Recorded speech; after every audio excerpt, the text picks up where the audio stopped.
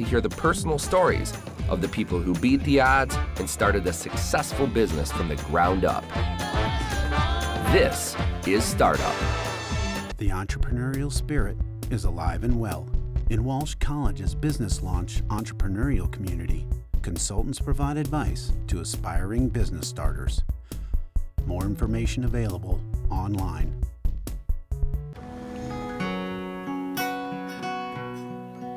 The Chevrolet Volt, an everyday electric car with gas for longer trips.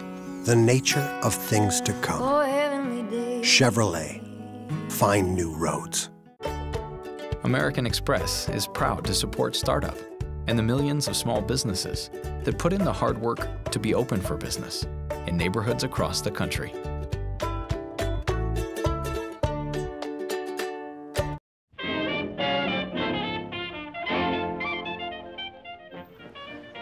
Today I'm in Lawrenceville, in Pittsburgh, Pennsylvania.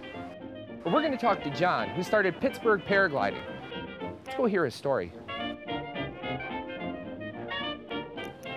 Paragliding is the recreational and competitive sport of flying, in which the pilot sits in a harness suspended below a hollow fabric wing. Air enters the vents in the front of the wing, and guided by suspension lines, the air flowing over the outside is what allows for flight. Paraglide flights can last for many hours and cover hundreds of miles. The attraction to many paraglide pilots is the portability of fitting a full wing into your backpack.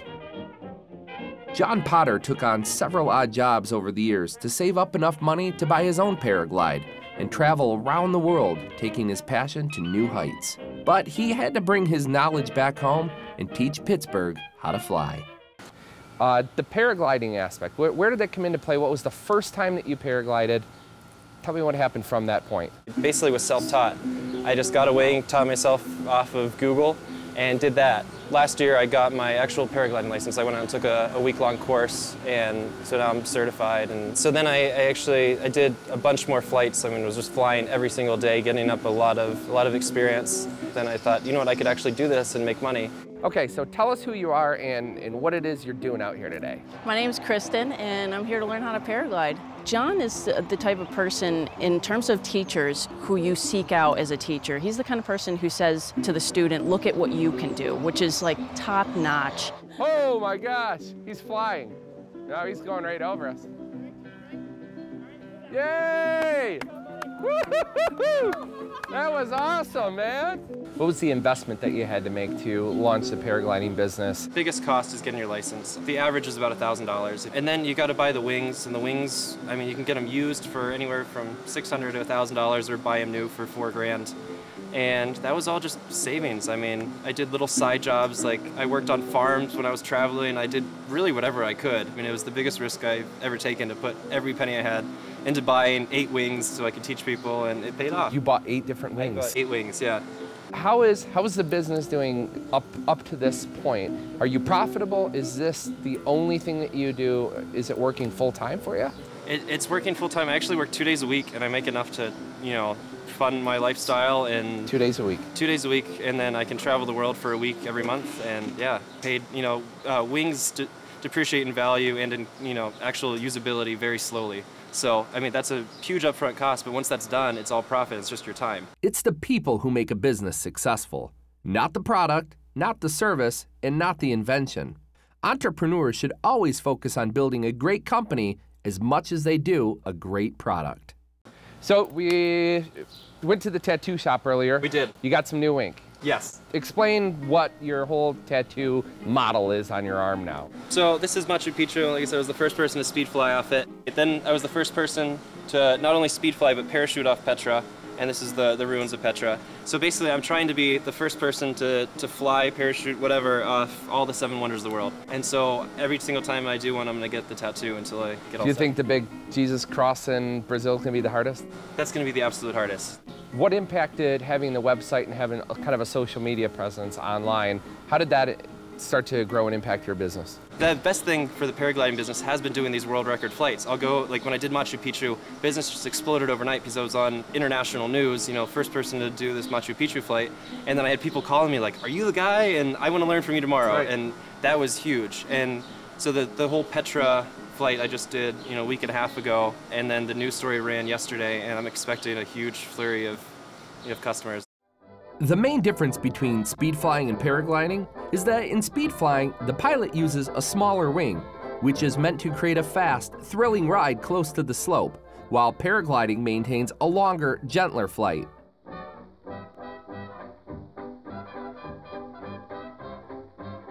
What is all this stuff? What is it that we're doing? So basically, we're flying. Paragliding is the best form of flight because basically with a big ball of fabric, some strings, you can run off the hill and you can be a pilot. And that is what our company is all about. So paragliding started about 30 years ago and the French invented it. The goal is to be able to fly off the Alps, and that's where it all started, was the dream to fly off high mountains. So for a guy like me that's never done anything even remotely close to this, you're telling me that I'm gonna go from like 0 to flying today? 0 to hero in 2 hours, yeah. Really? Really. So I should not jump off Machu Picchu yet? I would not recommend it. Okay. And once you're in the air, you have these 2 controls and you can actually control both sides of the wing. What if the chute collapses weird and... You don't let that happen. So I'm gonna strap you up. Does that feel pretty comfortable? Does it feel? I feel snug. Snug should be not too snug. I mean, it's uncomfortable or it's... It could loosen maybe a tiny bit, but I feel snug. The pilot is connected to the wing by at least 30 lines, any one of which is strong enough to support your weight. So now what we're doing is we're gonna get our hands ready and we are running down the hill, pulling this wing above our head. You wanna be chest parallel to the ground. You're swinging your arms back and you want your arms parallel, and then you take off. And so if you're running down the hill, even if as fast as you can and you're not leaning forward, you're not gonna fly. Most people are tempted once the wing starts to pick them up to jump. They wanna just jump and fly. The problem is the wing jumps too, it collapses, and then you do what I call the penguin dive, because you're leaning forward and you're just sliding down the hill. Are you ready to go? It's gonna be fun, man. Run, run. Run this way. Now. Let go. Lean.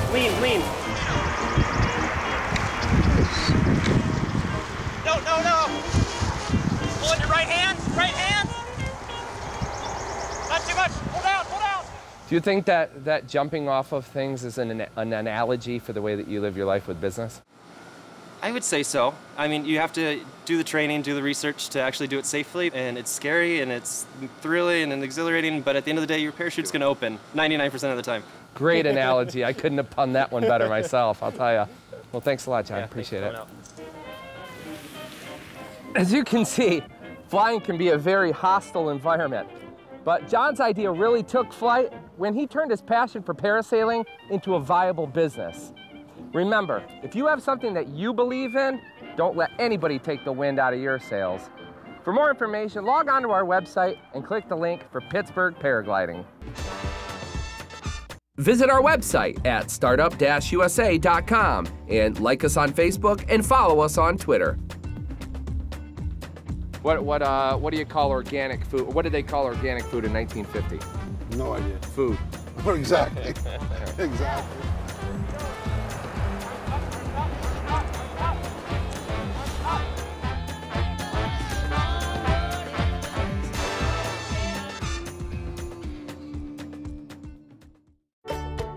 American Express is proud to support startup and the millions of small businesses that put in the hard work to be open for business in neighborhoods across the country.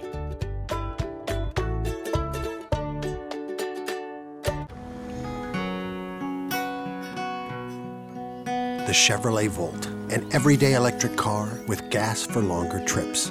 The nature of things to come. Chevrolet, find new roads. The entrepreneurial spirit is alive and well. In Walsh College's business launch entrepreneurial community, consultants provide advice to aspiring business starters. More information available online